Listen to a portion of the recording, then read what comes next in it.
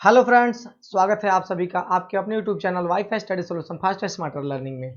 तो फ्रेंड्स, जैसा कि आपको पता है कि हम लोग पिछले दिनों जो है अपना चैप्टर नंबर 4 जो है हम लोग ने खत्म किया था, हमारी वित्तीय संस्थाएं। और आज जो हम लोग शुरू करने वाले हैं, आज हम लोग बात करने वाले हैं रोजगार एवं सेवाओं के बारे में। यानी हमारा ये चैप्टर नंबर 4 है, यानी ये इकोनॉमिक्स का चैप्टर नंबर ये अपना 5 है। क्या है बाबू मेरे? ये चैप्टर नंबर 5 है, जिसका नाम क्या है? रोजगार। क्या है नाम? रोजगार एवं सेवाएं। रोजगार एवं सेवाएं, ये चैप्टर नंबर कितना है मेरे भाई? ये चैप्टर नंबर अपना 5 है। चैप्टर नंबर कितना है? ये चैप्टर नंबर 5 है, जिसके बारे में आज हम लोग चर्चा करने वाले हैं। और ये चैप्टर क्या है सर जी? तो ये चैप्टर अपना रोजगार एवं सेवाएं, इसके बारे में हम लोग यहाँ पर बातें करेंगे। ठीक है, तो चलिए यहाँ पर हम लोग शुरू करते हैं। सबसे पहले रोजगार को लेकर चलते हैं, ठीक है ना। सबसे पहले हम लोग रोजगार शुरू कर रहे हैं, हम लोग रोजगार से, तो रोजगार को सबसे पहले लेकर चलते हैं। ये रोजगार क्या होता है? रोजगार क्या होता है आप लोग बताइए हमको। अगर आप लोग जानते हैं तो कमेंट बॉक्स में आप लोग जरूर बताइएगा रोजगार किसे कहते हैं। तो सबसे बड़ी चीज बाबू, अगर देखा जाए तो वैसा काम जिसमें कोई भी व्यक्ति धनार्जन करता हो, जिसमें कोई भी व्यक्ति जो है अपने जीवन यापन हेतु क्या करता है?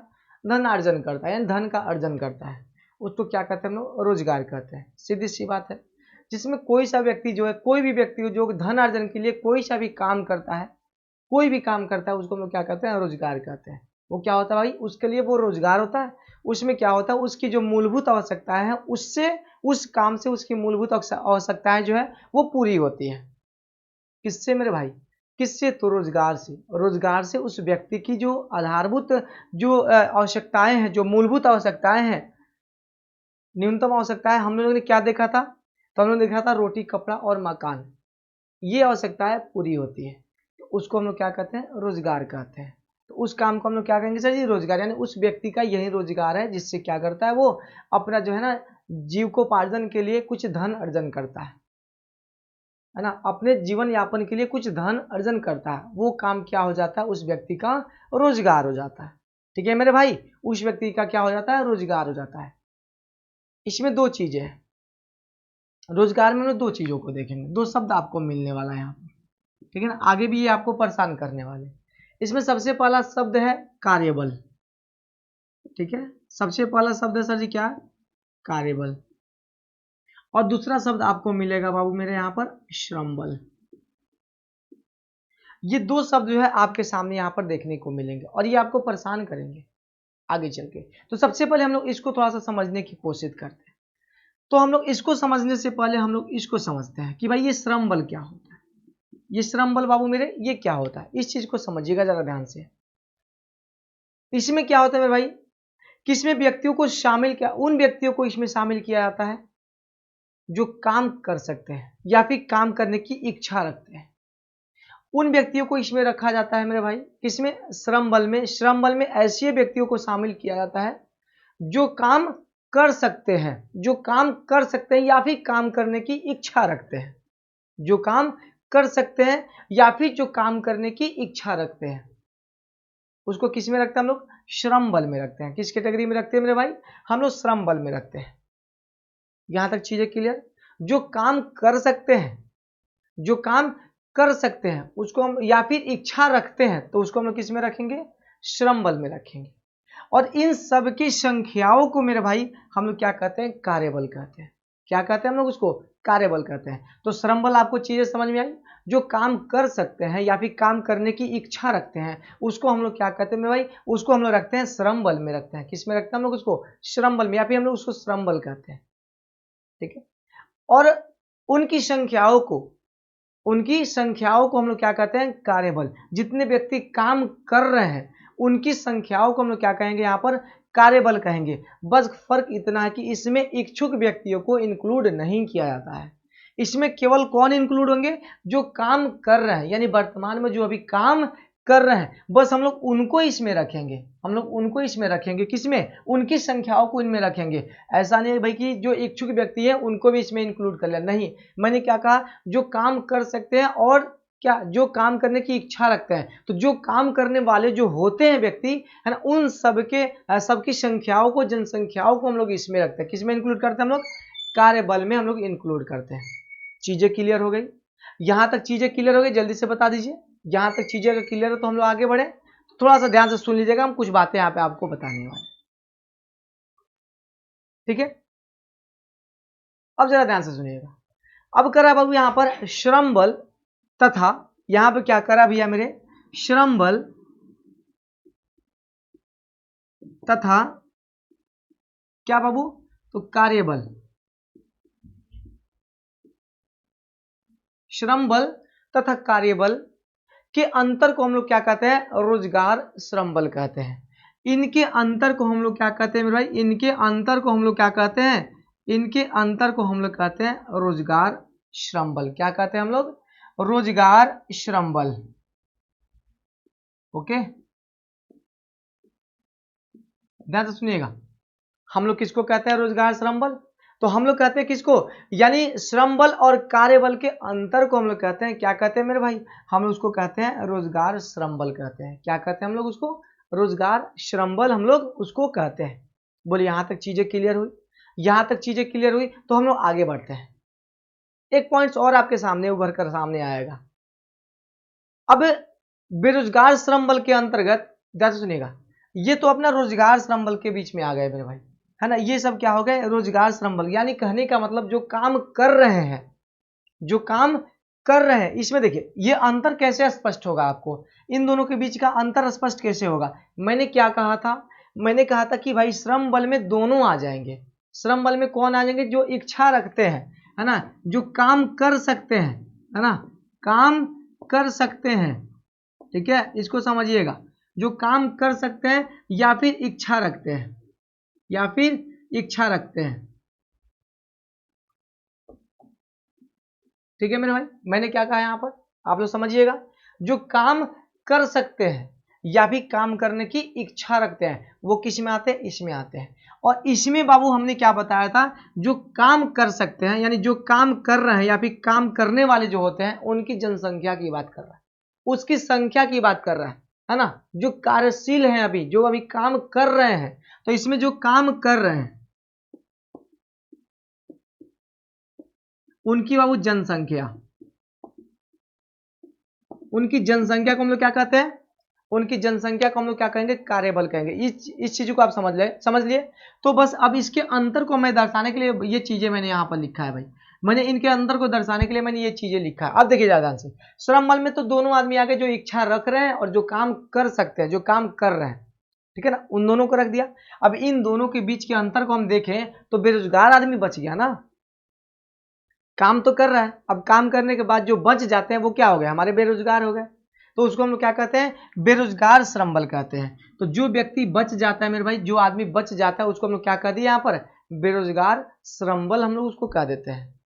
तो वो क्या हो जाता है मेरे भाई, वो हो जाता है अपना बेरोजगार, ठीक है, वो क्या हो जाता है, बेरोजगार श्रम बल हो जाता है। अब समझिएगा इसमें कौन कौन आता है, बेरोजगार श्रम बल हो गए, श्रम बल बेरोजगार श्रम बल हो गया। अब इसमें कौन कौन से लोग आ सकते हैं, तो इसमें आ सकते हैं अच्छा जी, बच्चे आ सकते हैं, बूढ़े आ सकते हैं, मानसिक या शारीरिक रूप से विकलांग व्यक्ति जो है इसमें आ सकते हैं, जो काम नहीं कर सकते हैं, जो काम नहीं कर सकते हैं उसको हम लोग क्या कहेंगे, बेरोजगार श्रम बल हम लोग कहेंगे। उसको क्या कहेंगे हम लोग, बेरोजगार श्रम बल कहेंगे। और श्रम बल का तो मतलब आपने समझा, जो काम कर सकते हैं या फिर इच्छुक हैं, तो काम करने और कर सकते हैं और वो इच्छुक हैं, ठीक है, तो उनको हमने श्रम बल में रख दिया। और बाकी जितने बच गए सर जी, वो तो सब क्या हो जाएंगे, बेरोजगार श्रम बल हो जाएंगे। क्या हो जाएंगे मेरे भाई, वो बेरोजगार श्रम बल में के अंतर्गत वो आ जाते हैं, ठीक है। अब चलिए हम लोग तब से रोजगार की बातें हम लोग किए जा रहे हैं। तो ये रोजगार आपको मिलेगा कहाँ से, तो रोजगार क्षेत्र से मिलेगा। रोजगार आपको कहाँ से मिलेगा भैया, तो रोजगार मिलेगा आपको रोजगार क्षेत्र से, सीधी सी बात है। तो अभी रोजगार क्षेत्र सर जी कौन कौन से हैं, कहाँ से आएंगे ये, है ना।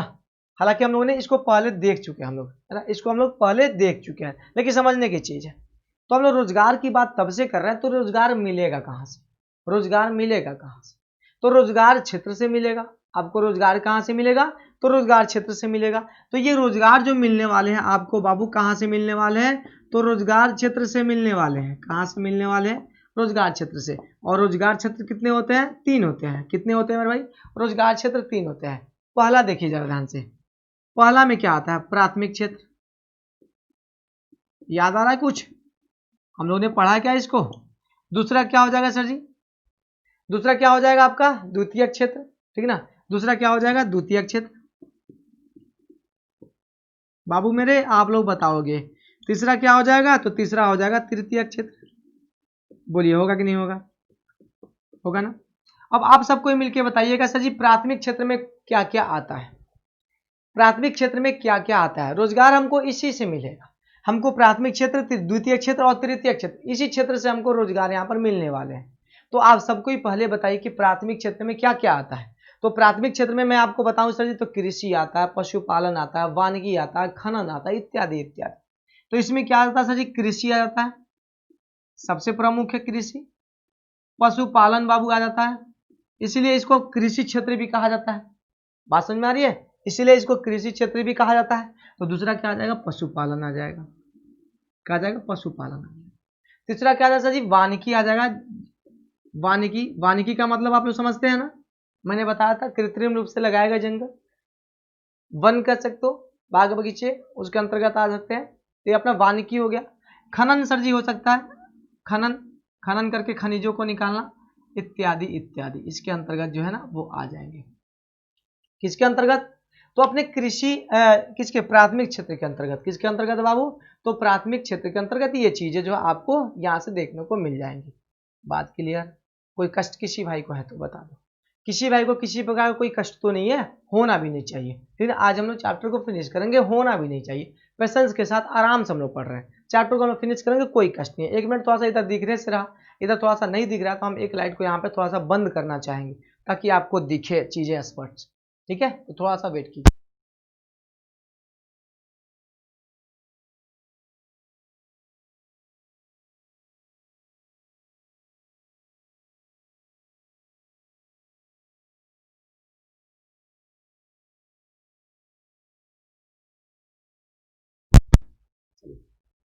तो ये चीज हो गई। अब आप द्वितीय क्षेत्र के बारे में बताएंगे सर जी इसमें क्या क्या आता है। द्वितीय क्षेत्र में क्या आता है, तो भैया मेरे आप बता सकते हैं द्वितीय क्षेत्र में क्या आता है। तो द्वितीय क्षेत्र में आपको आया जैसे निर्माण आ सकता है, विद्युत आ सकता है। निर्माण में क्या हो सकता है, रोड का निर्माण हो सकता है मेरे भाई, कोई कंस्ट्रक्शन हो सकता है, कोई बिल्डिंग का निर्माण हो सकता है। इसमें विद्युत हो सकता है, गैस हो सकता है, जल आपूर्ति वगैरह सब कुछ हो सकता है इसमें। तो ये क्या हो जाएगा सर जी, इसमें तो निर्माण कार्य हो जाएंगे, विद्युत हो जाएगा, है ना।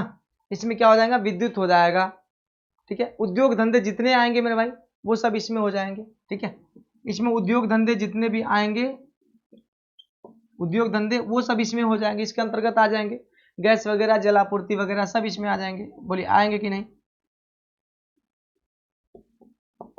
किसमें, तो अपने द्वितीय क्षेत्र में। बोले मेरे भाई यहां तक कोई कष्ट है किसी भाई को तो बता दो जल्दी से, है ना। इसमें उद्योग धंधे वगैरह, इसीलिए तो इसको हम लोग क्या कहते हैं, औद्योगिक क्षेत्र कहते हैं। इसको क्या कहते हैं हम लोग, औद्योगिक क्षेत्र भी हम लोग कहते हैं। ठीक है मेरे भाई। तीसरा में क्या आ जाएगा, तीसरा क्षेत्र किसको, किसके लिए होता है वो, इसको हम लोग सेवा क्षेत्र कहते हैं। इसको हम लोग क्या कहते हैं, सेवा क्षेत्र कहते हैं। तो इसमें आता है अपना परिवहन वगैरह आ जाएगा। क्या आएगा इसमें, परिवहन आ सकता है। और क्या आएगा मेरे भाई, तो वित्त, वित्त आर्थिक आर्थिक जो है ना, आर्थिक व्यवस्था इसके अंतर आ जाएगा। ठीक है, जो सेवा देता है जैसे बैंक वगैरह, है ना, बैंक वगैरह, जीवन बीमा, LIC वगैरह, ये सब क्या किसके अंतर्गत आ जाते हैं, तो अपने वित्त के अंतर्गत आ जाएंगे। ठीक है ना। तो यहाँ पर सर जी कुछ वित्त वगैरह आ जाएंगे इसमें, उसका संचार आ जाएगा, भंडार आ जाएगा, जो भी है ना। तो ये चीजें इत्यादि इत्यादि इसमें आ जाते हैं। किसमें मेरे भाई, तो जहां से सेवा लोग देते हैं, सेवा लोग देते हैं, ठीक है ना, तो वो अपना क्या आ जाएगा, कुछ इसके अंतर्गत अपने आ जाएंगे। तो रोजगार हमको कहाँ से मिलेगा मेरे भाई, रोजगार क्षेत्र से। रोजगार क्षेत्र में अपना प्राथमिक क्षेत्र, द्वितीय का, तृतीय का, प्राथमिक में अपना कृषि आ जाएगा, इसको कृषि क्षेत्र कहते हैं।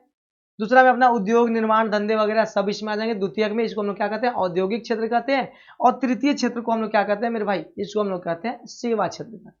इसमें सेवा कौन देता है सर जी, परिवहन के अंतर्गत बस ये अपने जितने भी ये क्या बोलते हैं ना, परिवहन के ये साधन जो है अपना रेलवे, रेलवे हो सकता है, बस हो सकता है, ये एरोप्लेन वगैरह जितने भी होते हैं वो सब किसके अंतर्गत आ जाएंगे, अपने सेवा क्षेत्र के अंतर आ जाएंगे। ये अपना सेवा जो है ना वो देते हैं, अपना सेवा देते हैं। ठीक है, तो यहाँ से जो है ना आपको मिल जाएगा, यहाँ से आपको जो है ना आपको रोजगार मिलेगा। आपके कृषि से भी, कृषि में भी रोजगार मिल जाता है। उद्योग धंधों में भी सर जी क्या मिलेगा, आपको रोजगार मिलेगा। ठीक है, और सेवा क्षेत्र में भी सर जी क्या होगा, यहाँ पर रोजगार मिलेगा। लेकिन यहाँ पर अगर बात करें तो सबसे ज्यादा अगर देखा जाए तो सबसे ज्यादा सेवा क्षेत्र में सर जी क्या होता है, आपको रोजगार मिलता है, आपको रोजगार देखने को मिलता है सबसे ज्यादा किसमें, अपने सेवा क्षेत्र में। ओके, तो चलिए अब सेवा क्षेत्र के कुछ महत्व के बारे में भी हम लोग यहाँ पर थोड़ा सा चर्चा कर लेते हैं, क्योंकि सबसे बड़ा चीज है यहाँ पर सेवा क्षेत्र में सबसे ज्यादा जो है ना आपको यहाँ पर रोजगार मिलता है। ठीक है, चाहे वो किसी प्रकार का सेवा, जैसे रेलवे में सर जी सबसे ज्यादा जॉब, उसका से आर्मी वगैरह सुरक्षा में ये सबसे जॉब, ये सब क्या है, ये सब सेवा क्षेत्र है। ये किसके अंतर्गत आते हैं, सेवा क्षेत्र के अंतर्गत आते हैं, और इसमें सबसे ज्यादा जो रोजगार जो वो मिलता है। तो अब चलिए सेवा क्षेत्र के बारे में थोड़ा सा हम लोग बातें कर लेते हैं, थोड़ी सी चर्चा कर लेते हैं। ठीक है, तो चलिए बाबू मेरे अब सेवा क्षेत्र के बारे में हम लोग चर्चा करते हैं, जरा सा ध्यान से देखिए। अब रोजगार में हम लोग ने देखा सर जी, रोजगार में हम लोग ने देखा, ठीक है ना, कहां से मिला हमको रोजगार, तो रोजगार क्षेत्र से। उसमें अब हम लोग बातें करते हैं सेवा क्षेत्र के महत्व के बारे में। किसके बारे में, सेवा क्षेत्र के महत्व है, इसके क्या महत्व है सर जी, इसके क्या महत्व है, इसके बारे में थोड़ा सा चर्चा कर लेते हैं। सुनिए पहला पॉइंट क्या कहता है, इसमें कहता है कि इससे अर्थव्यवस्था की आधार संरचना या संरचनात्मक सुविधा का निर्माण होता है, जिससे कृषि एवं औद्योगिक क्षेत्र में सभी क्षमता बढ़ती है। जरा ध्यान से सुनिएगा और गौर फरमाइएगा। यह सेवा क्षेत्र ही सर जी क्या करता है, बाकी दो क्षेत्रों को सपोर्ट करता है। ये सेवा क्षेत्र क्या करता है बाबू, ये बाकी दो क्षेत्रों को क्या करता है, ये सपोर्ट करता है, उसकी सहायता करता है। किस लिए सहायता करता है बाबू, तो सहायता करता है ताकि क्या हो सके, यहां पर उत्पादन की क्षमता बढ़ सके, उत्पादन की क्षमता बढ़ सके। अब थोड़ा सा ध्यान से सुनिएगा, यहां पर संरचनात्मक सुविधा का मतलब क्या बोला है, यहां पर ध्यान से सुनिएगा। सबसे पहला महत्व इसका क्या होता है, तो पहला महत्व होता है कि इससे आधार संरचना या फिर कह सकते हो संरचनात्मक सुविधा का निर्माण होता है। इसमें क्या होता है, संरचनात्मक सुविधा का निर्माण कौन करता है मेरे भाई, अरे कौन करता है, कौन करता है, तो अपना सेवा क्षेत्र करता है। किसकी क्या करता है मेरे भाई, तो संरचनात्मक सुविधा का निर्माण करता है। अब यहाँ पर संरचनात्मक सुविधा का मतलब क्या है, जरा ध्यान से सुनिएगा। अब यहाँ पर जो हमने लिखा संरचनात्मक सुविधा का मतलब क्या है मेरे भाई, इसको थोड़ा सा समझिएगा। और ये किसको कहा गया है ना, ये संरचनात्मक सुविधा जो है ये किसको कहा गया, सबसे पहले इसको थोड़ा सा समझने वाली बात है, और इसको थोड़ा सा समझिए आप। इसमें क्या है मेरे भाई, तो संरचनात्मक सुविधा में हम लोग ने देखा सर जी, देखा नहीं अभी देखने वाले हैं। उसमें अपना सड़क आ जाएगा, बिजली आ जाएगा, पानी आ जाएगा सर जी, और संचार इत्यादि वगैरह, ये सब संरचनात्मक स्थिति में रखा। तो संरचनात्मक सुविधा में हमने किसको रखा, सड़क को रखा, बिजली को रखा मेरे भाई, पानी को रखा, हमने परिवहन को रखा। ये परिवहन भी सर जी इसी के अंतर्गत अपना आ जाते हैं, सड़क के अंतर्गत। सड़क रखा तो परिवहन ही ना है, ये सड़क जो है ना परिवहन का ही तो एक साधन है, ठीक है ना। साधन बोले तो ये इसी के माध्यम से तो परिवहन होता है सर जी, ये सड़क नहीं रहे तो परिवहन की सुविधा कहाँ से मिलेगी हमको, ठीक है ना। तो वो सब इसके माध्यम से, पानी, उसके बाद से संचार, उसके बाद से मेरे भाई संचार की बात कर लेते हैं, ठीक है ना, इत्यादि इत्यादि। ये सब क्या है मेरे भाई, ये सब क्या है, ये सब संरचनात्मक सुविधा है। और ये कौन देता है, देखिए तो सड़क अपना सेवा क्षेत्र के अंतर्गत आएगा, बिजली, पानी, संचार, अपना जो भी ट्रांसपोर्ट वगैरह जितने भी होंगे वो सब किसके, यातायात वगैरह जितने भी होंगे वो सब किसके अंतर्गत आएंगे, सेवा क्षेत्र के अंतर्गत आएंगे। तो इसके रहते ही अपना जो है क्या बोलते हैं, अपना जो अर्थव्यवस्था की जो आधारभूत संरचना है उसको बल मिलता है। उसको क्या मिलता है मेरे भाई, उसको बल मिलता है। और ये क्या करता है, ये द्वितीय क्षेत्र को या फिर कह सकते हो कृषि और औद्योगिक क्षेत्र को ये क्या करता है, ये सपोर्ट करता है ताकि उत्पादन क्षमता क्या हो सके, बढ़ सके। अब इसको एग्जाम्पल के रूप में हम लोग देखते हैं मेरे भाई, मार्ग नहीं रहे, अब सेवा क्षेत्र से कुछ वर्कर्स भी नहीं जाए, या फिर ट्रांसपोर्टेशन की सुविधा नहीं रहे, वहां पर पानी की सुविधा नहीं रहे, बिजली की सुविधा नहीं रहे, संचार की सुविधा नहीं रहे, अगर ये सारी सुविधाएं अगर किसी उद्योग के पास नहीं है या फिर कृषि क्षेत्र में नहीं है, तो क्या उत्पादन की क्षमता उतनी ही रहेगी, घटेगी ना, घटेगी या फिर बढ़ेगी ही नहीं। अब जैसे ही सेवा क्षेत्र का सपोर्ट मिलेगा इन दो क्षेत्रों को, उसमें क्या हो जाएगा, उनकी उत्पादन की क्षमता जो है वो सीधे सीधे बढ़ जाएगी, वो सीधे सीधे बढ़ जाएगी, ठीक है मेरे भाई। बात क्लियर? और कोई दिक्कत तो नहीं है? चलिए जरा ध्यान से सुनिएगा, सब कोई मिलकर अच्छे तरीके से। अब थोड़ा सा आगे बढ़ते हैं, अब रोजगार का सृजन कैसे होगा, रोजगार कैसे उत्पन्न होगा, कैसे लोगों को रोजगार मिलेगा, अब इस पे थोड़ा सा चर्चा कर लेते हैं। तो ये बाबू मैंने क्या कहा, सबसे पहले हम लोगों ने बात किया रोजगार पे। रोजगार कहाँ से मिलेगा, तो रोजगार क्षेत्र से मिलेगा। रोजगार क्षेत्र कौन कौन से है, तो प्राथमिक, द्वितीयक और तृतीयक है। प्राथमिक को आपने कृषि क्षेत्र कहा, द्वितीय को औद्योगिक क्षेत्र और तृतीय को सेवा क्षेत्र कहा, जिसमें सर जी सबसे ज्यादा जो है ना, सबसे ज्यादा महत्व जो है वो रखता है अपना सेवा क्षेत्र, और सेवा क्षेत्र में सबसे ज्यादा रोजगार जो है वो लोगों को मिलते हैं। ठीक है, अब उसमें हम लोगों ने देखा सर जी सेवा क्षेत्र के रहते ये बाकी दो क्षेत्र जो आपको दिख रहा है, कृषि और औद्योगिक क्षेत्र, उसको सपोर्ट मिल रहा है। किससे, तो सेवा क्षेत्र से सपोर्ट मिल रहा है। और ये क्या है, ये अर्थव्यवस्था का आधारभूत संरचना है, या फिर आधारभूत सुविधाओं का क्या करता है, ये निर्माण करता है। आधारभूत संरचनात्मक सुविधाओं का क्या करता है, निर्माण करता है। कौन, अपना सेवा क्षेत्र। किसके लिए, तो अपना प्राथमिक और द्वितीयक क्षेत्र के लिए। यहां तक हम लोगों ने पढ़ लिया, बातें क्लियर? इसमें किसी भाई को कोई डाउट तो नहीं होगी, उम्मीद करते हैं कोई डाउट नहीं होगी। अब बात करते हैं सर जी कि रोजगार का सृजन कैसे है ना, रोजगार का सृजन किसका, तो सेवा क्षेत्र का। सेवा क्षेत्र का ये क्या बोलते हैं, योगदान कैसे है, सेवा क्षेत्र का योगदान कैसे है सर जी, कि किसमें, रोजगार के सृजन में। रोजगार को ये कैसे प्राप्त कराता है, रोजगार को ये कैसे देता है, उसमें सेवा क्षेत्र की क्या भूमिका है। तो सेवा क्षेत्र का क्या कहने का मतलब, रोजगार का सृजन। ये सेवा क्षेत्र रोजगार का सृजन कैसे कराता है, रोजगार का सृजन, समझिएगा। यानी कहने का मतलब रोजगार प्राप्त कराने में इसकी क्या भूमिका है। सृजन का मतलब रोजगार प्राप्त कराने की बात हो रही है, रोजगार प्राप्त कराने में, है ना, सेवा क्षेत्र की भूमिका, सेवा क्षेत्र की बाबू क्या है यहाँ पर, भूमिका है। सेवा क्षेत्र की भूमिका जरा ध्यान से समझिएगा, चीजें समझिएगा कि भाई मैंने कहा सेवा क्षेत्र का अहम रोल है, इसका काफी हद तक बहुत ही ज्यादा महत्व है। मैंने महत्व के बारे में मैंने आपको बता दिया, इसके बगैर चल भी नहीं सकता। इसके बगैर बाकी दो जो आपको क्षेत्र दिख रहे हैं वो चल भी नहीं सकता सेवा क्षेत्र के बगैर। बात क्लियर है? तो सेवा क्षेत्र जो अपना अहम रोल अदा करता है। लेकिन ये रोजगार का सृजन कैसे करता है, सेवा क्षेत्र रोजगार का सृजन कैसे करता है, उसमें इसकी क्या भूमिका, थोड़ा सा इसको देखते हैं। तो सबसे पहला बिंदु पे हम लोग बात करते हैं, सबसे पहला बिंदु पे बात करते हैं। पहला बिंदु क्या है भाई, कि सेवा क्षेत्र के अंतर्गत परिवहन, वित्त, संचार, बाजार की व्यवस्था, व्यापार के अलावा शिक्षा एवं स्वास्थ्य को भी रखा जाता है। किसके अंतर्गत, सेवा क्षेत्र के अंतर्गत। तो आप जरा ध्यान से सुनिएगा, मैंने किस किस का नाम लिया, तो इसमें मैंने लिया सर जी कि परिवहन का, सेवा क्षेत्र में सर जी क्या है अपना, परिवहन। परिवहन के बाद मेरे भाई क्या है, वित्त है, जिसमें अपना LIC बैंक वगैरह सब आ जाते हैं। संचार, बाजार व्यवस्था,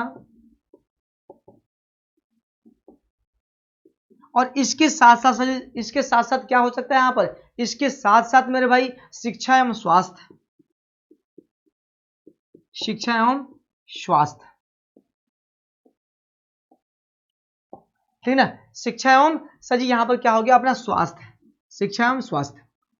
क्या ध्यान से सुनिएगा, इन सब को हम लोग किस में रखते हैं, सेवा क्षेत्र में रखते हैं। किस में रखते हैं मेरे भाई, सेवा क्षेत्र में रहते हैं। और आप सबको पता है कि परिवहन जो है वो सेवा क्षेत्र के अंतर्गत ही आता है। परिवहन के क्षेत्र में अगर बात करें, परिवहन सेवाओं में अगर बात करें, तो रेलवे जो है वो सर्वाधिक महत्वपूर्ण है।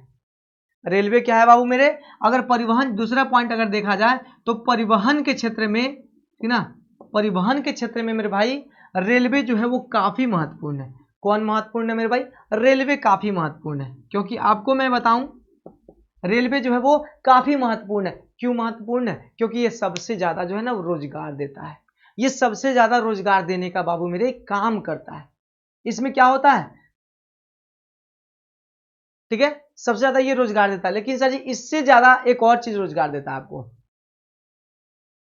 ठीक ना, इसके साथ सर जी इससे पहले एक और जो है ना सबसे ज्यादा आपको जो है ना ये क्या बोलते हैं ना रोजगार देता है। तो रेलवे के पहले कौन आ सकता है सर जी, रेलवे तो इतना बड़ा है, इसके पहले कौन आ सकता है ना, वो कौन है। तो हम बात करते हैं सुरक्षा की, बात करते हैं। हमने बताया था सर जी आपको कि सुरक्षा के बाद आपको रेलवे जो है सबसे बड़ा जो है ना वो क्या करता है, सबसे ज्यादा वो काम कर देता है आपका। तो सेवा क्षेत्र में सर जी क्या आता है, इससे ज्यादा जो है ना वो काम देता है, यानी ये दूसरे नंबर पे आता है अपना। रेलवे जो है ना दूसरे नंबर पे रोजगार देने के मामले में आता है, अपने देश की बात कर रहे हैं। इससे पहले आता अपने कौन, सुरक्षा। सुरक्षा में सर जी ये क्या होता है, सुरक्षा सेवा। सुरक्षा सेवा में सर जी आर्मी, पुलिस, बहुत सारे फौज हैं, बहुत सारी कैटेगरी बांटे गए हैं। इसमें सबसे ज्यादा रोजगार, उसके बाद से किसमें, रेलवे में। सबसे ज्यादा रोजगार किसमें, किसमें, सुरक्षा सेवा में, ठीक है, सुरक्षा सेवा में। उसके बाद से किसमें, अपना रेलवे, परिवहन सेवा में। और केवल परिवहन सेवा में सर जी केवल ये रेलवे ही नहीं, रेलवे में हालांकि तो होता ही होता है, लेकिन अगर परिवहन की बात कर रहे हैं तो और भी बहुत सारे परिवहन हैं जिसमें रोजगार लोगों को मिलते हैं, लेकिन उन सब में सबसे ज्यादा रेलवे में मिलता है, और इससे भी ज्यादा मिलता है अपना सुरक्षा सेवा में मिलता है। बोलिए मेरे भाई, तो सेवा क्षेत्र जो है ना ये क्या करता है, ये मुहैया तो कराता है ना सर जी, रोजगार मुहैया तो करा रहा है, रोजगार सबसे ज्यादा दे रहा है, सबसे ज्यादा रोजगार दे रहा है। उसके बाद से देखिए वित्तीय क्षेत्र में अगर बात करें तो ये परिवहन हो गया, ये सेवा क्षेत्र हो गया मेरे भाई, है ना, सॉरी सुरक्षा सेवा हो गया। अब आता है मेरे भाई वित्तीय क्षेत्र की बात कर ले, है ना, वित्तीय क्षेत्र या फिर कह सकते हो वित्तीय सेवा, है ना। वित्तीय क्षेत्र में सेवा की बात करते हैं, इसमें आ जाते हैं अपने कौन, बैंक आ जाते हैं, बैंकिंग एवं बीमा। इसमें कौन कौन से आ जाते हैं मेरे भाई, इसमें आते हैं अपने बैंकिंग एवं कौन, बीमा। बीमा होता है ना सर जी शायद इस प्रकार से देख लीजिए, ठीक है, इधर से होता है क्या, देख लेना आप, इधर से उधर से किधर से भी हो, कॉन्सेप्ट समझना आपको, ठीक है। तो जरा ध्यान से सुनिएगा, मैंने क्या बताया कि अभी हमने देखा परिवहन में रेलवे जो है सबसे ज्यादा रोजगार देता है, लेकिन इससे ज्यादा रोजगार कौन देता है मेरे भाई, अपना सुरक्षा सेवा देता है ना। ये अपना परिवहन के अंतर्गत आ गया, ये सुरक्षा सेवा के अंतर्गत आ गया। सुरक्षा सेवा के अंतर्गत बहुत सारे जो है ना वो कैटेगरीज बांटे गए हैं, आप देख सकते हो, बॉर्डर से लेकर अपने घर तक, बॉर्डर से लेकर अपने घर तक सुरक्षा कर्मी बहुत सारे हैं, ठीक है। उसके बाद से अपना वित्तीय क्षेत्र की बात करें तो इसमें क्या है भाई, बैंकिंग और बीमा, ये जो है ना ये बहुत ही ज्यादा जो है ना ये रोजगार, ये भी रोजगार देते हैं, ये भी रोजगार देते हैं। तो हम लोगों ने देखा मेरे भाई, हम लोगों ने देखा यहाँ पर कि सेवा क्षेत्र जो है वो रोजगार किस प्रकार से दे रहा है, वो रोजगार का सृजन किस प्रकार से कर रहा है। आपने देखा ना कितना ज्यादा रोजगार मिल रहा है सेवा क्षेत्र से। तो इसीलिए क्या है, सेवा क्षेत्र का महत्व बहुत ही ज्यादा है, सेवा क्षेत्र का महत्व सर जी बहुत ही ज्यादा, क्योंकि ये बहुत ही बड़े पैमाने पर क्या करता है, लोगों को रोजगार देने का काम करता है। कौन, तो अपना सेवा क्षेत्र। कौन करता है मेरे भाई, तो अपना सेवा क्षेत्र करता है। सबसे ज्यादा रोजगार देने का काम कौन करता है, तो सेवा क्षेत्र करता है, जिसमें हमने देखा परिवहन के बारे में देखा, सुरक्षा सेवा के बारे में देखा, और वित्तीय क्षेत्र के बारे में देखा। इन सब में क्या मिला, लोगों को रोजगार मिले, लोगों को क्या मिले, रोजगार मिले। और यही सब कंपनियां जो है वो बिक रही है ना, ये बेचे जा रहे हैं अपने गवर्नमेंट के द्वारा, यही सब कंपनियां जो है वो बेचेदार है, बेचे जा रहे हैं। अब रेलवे सर ये सेवा क्षेत्र के अंतर्गत आता है, तो सेवा क्षेत्र में आप प्रॉफिट ना खोजेंगे। अगर गवर्नमेंटल है सर ये सरकार का है, तो उससे क्या प्रॉफिट खोजेगा, उसमें अपने कर्मचारी का काम, कर्मचारी का और उसके मेंटेनेंस का काम चलना चाहिए, लोगों को सेवा मिलना चाहिए, सरकार का सेवा, लोगों की सेवा होनी चाहिए, ठीक है मेरे भाई, कुछ इस प्रकार से होता है। अब जरा ध्यान से सुनिएगा, ठीक है मेरे भाई। अब आता है अपना क्या, अब इसमें आता है एक संचार सेवा, है ना, ये भी सेवा है मेरे भाई, ये भी क्या है अपना सेवा क्षेत्र ही है। संचार भी अपने किसके अंतर्गत आता है, सेवा क्षेत्र के अंतर्गत ही आता है। तो हम लोग ने देख लिया यहाँ पर परिवहन देखा, सुरक्षा सेवा देखा, वित्तीय क्षेत्र, ये क्षेत्र देखा, ठीक है ना। अब हम लोग जो देखने वाले हैं वो अपना देखने वाले संचार क्षेत्र है। क्या देखने वाले मेरे भाई, तो संचार सेवाओं के बारे में हम लोग देखने वाले हैं। इसके बारे में संचार सेवाएं, है ना, हम लोग किसके बारे में देखने वाले हैं, तो संचार सेवाएं के बारे में हम लोग देखने वाले हैं, ठीक है मेरे भाई। ये अपना यहाँ पर चंद्रबिंदु है, इसमें क्या है समझने की चीज है, थोड़ा सा समझिएगा। अब ये संचार क्या होता है तो आप सबको ही जानते हो मेरे भाई, संचार क्या होता है आप सबको ही जानते हो, भली भांति जानते हो, इसमें समझाने की हमको लगता है कोई जरूरत नहीं। संचार क्या होता है, अपनी सूचनाओं को एक जगह से दूसरी जगह भेजना, अपने सूचनाओं को एक जगह से दूसरे जगह भेजना, अपने विचारों को एक जगह से दूसरे जगह पहुंचाना, ये क्या होता है संचार। और जिसके माध्यम से, जिस माध्यम से हम लोग पहुंचाएंगे उसको हम लोग कहेंगे सर ये संचार। जरा ध्यान से सुनिएगा, मैंने क्या कहा कि वैसे साधन जिसके माध्यम से विभिन्न स्थान के निवासियों के बीच विचार एवं सूचनाओं का आदान प्रदान होता है, या फिर कह सकते हैं एक जगह से दूसरे जगह किसी माध्यम के थ्रू हम लोग क्या करते हैं, अपने विचारों को और सूचनाओं को क्या करते हैं, पहुंचाते हैं, या फिर कह सकते हो आदान प्रदान करते हैं। तो उस साधन को हम लोग क्या कहते हैं, संचार कहते हैं। उस साधन को हम लोग क्या कहते हैं, संचार कहते हैं। उसके अंतर्गत अपना आ जाएगा समाचार पत्र। क्या है मेरे भाई, समाचार पत्र। इसके अंतर्गत आ जाएंगे डाक सेवा। क्या आ जाएंगे मेरे भाई, डाक सेवा। उसके बाद से आ जाएंगे टेलीग्राफ। उसके बाद से क्या आ गए, टेलीग्राफ। उसके बाद से टेलीफोन, रेडियो, ये सब आ जाते हैं, है ना। टेलीफोन, रेडियो इत्यादि इत्यादि। आजकल तो मोबाइल सबसे ज्यादा प्रचलन में है। आजकल सबसे ज्यादा प्रचलन में कौन है, पर ये अपना मोबाइल है। टेलीफोन के अंतर्गत उसको रख लेते हैं, कोई कष्ट नहीं है, ठीक है। तो ये सब संचार के अंतर्गत मेरे भाई आते हैं। ये भी तो सेवा ही है, ये भी सेवा देते हैं। ये भी क्या करते हैं, ये सेवा देते हैं, और इसमें भी लोगों को रोजगार मिलता है। इसमें भी लोगों को रोजगार मिलता है।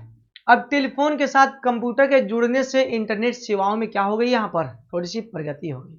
अब टेलीफोन के साथ साथ क्या हो गया, कंप्यूटर जुड़ गया, एक साथ मिल गया, और इसमें इंटरनेट सेवा कुछ सामने प्रकट हो गए, है ना। कंप्यूटर मोबाइल जुड़ गए और इंटरनेट जो है ना सामने आपके आ गए, और इसमें थोड़ी सी प्रगति हुई है। और आप समझ सकते हो कि आज जो है ना इंटरनेट जो है कितने बड़े पैमाने पर यहाँ पर जो है वो चल रहे हैं। बड़े पैमाने पर यहाँ पर क्या हो रहा है, इंटरनेट जो है ना वो चल रहे हैं। ओके मेरे भाई, तो यहाँ तक चीजें क्लियर। अब चलिए हम लोग यहाँ अगले वीडियो में मिलेंगे, तब तक के लिए लेते हैं विदा, क्योंकि ज्यादा लंबा वीडियो हो जाएगा तो आपको भी थोड़ी सी तकलीफ होंगी देखने में, ठीक है। तो हम लोग अगले वीडियो में मिलते हैं, तब तक के लिए दीजिए विदा। ओके मेरे भाई, तब तक के लिए बाय, धन्यवाद, गुड नाइट, शुभ रात्रि।